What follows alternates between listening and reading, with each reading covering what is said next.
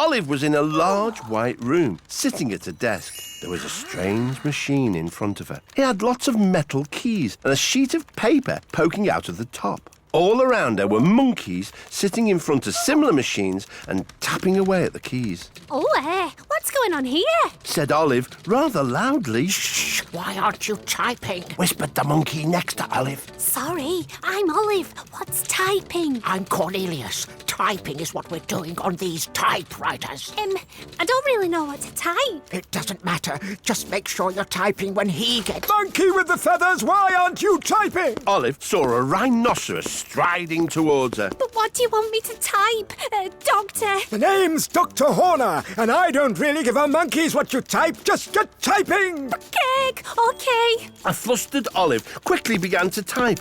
Dr. Horner walked out through a door, locking it behind him. Why are you all locked up in here? Dr. Horner says we're taking part in an important literature research project, so it's vital we all keep typing. I'm typing a story about a wizard monkey. Carlton here is writing a book about monkeys in space, and Lucius over there writes monkey poetry. We all want to escape and get our stories published. I'd love to see my book in a bookshop, but as long as we're trapped in here, it's hopeless. Sighed Carlton sadly. Olive looked up. High above her was an open window in the ceiling.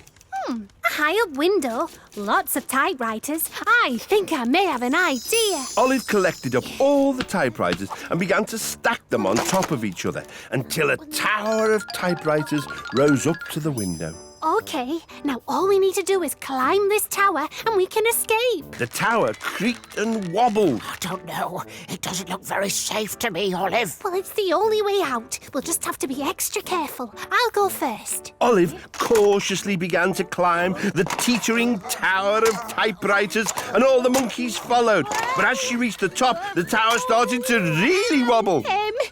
Perhaps this wasn't such a good idea after all. No, maybe we should all climb down before it falls. Suddenly, the door swung open, and Dr. Horner strode back in, his face red with anger. What's this? An escape attempt? Just then, the tower of typewriters finally toppled.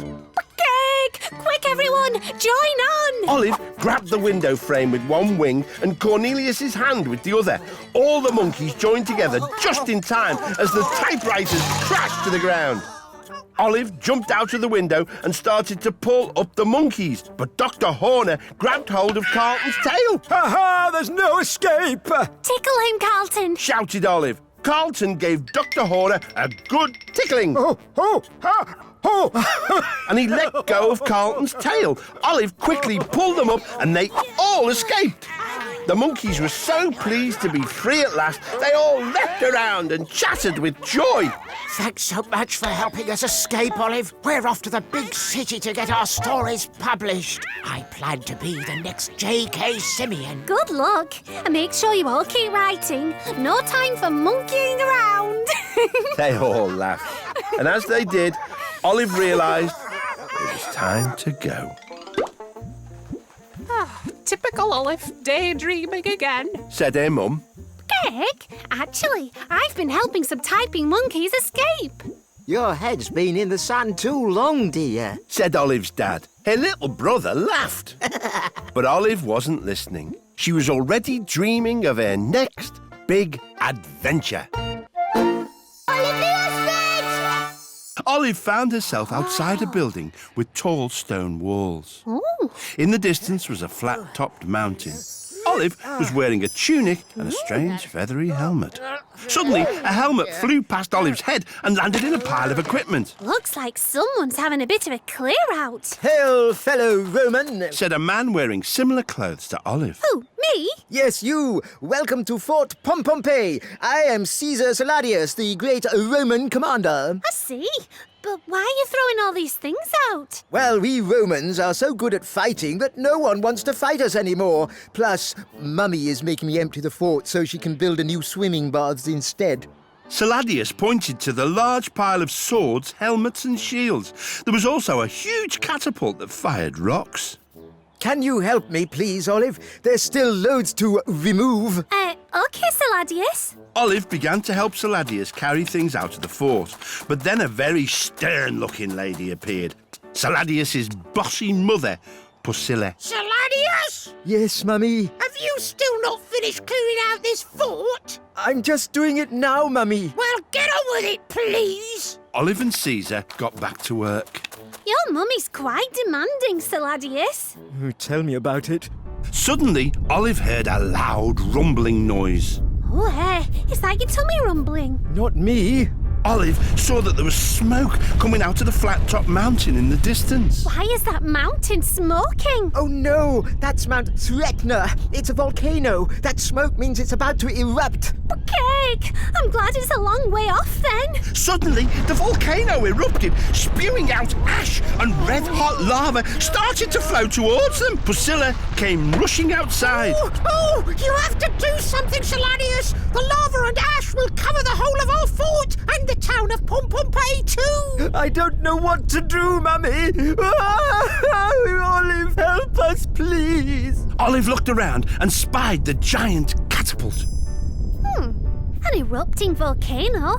A catapult? I think I may have an idea. Olive also spotted one of the large rocks that had been dug out ready for Priscilla's new swimming bath. Saladius, could you please help me lift that big rock into the catapult? Okay. If we aim very carefully, then this rock will plug the top of the volcano and stop it erupting. That might just work. Olive fired the catapult. It looked like she was right on target.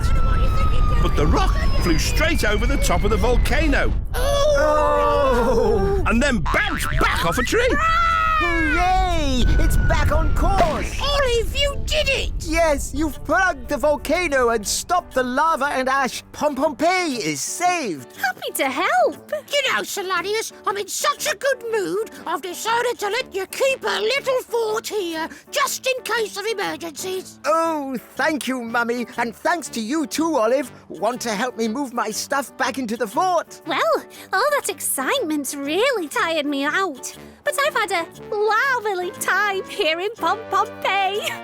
They all laughed. And as they did, Olive realised it was time to go.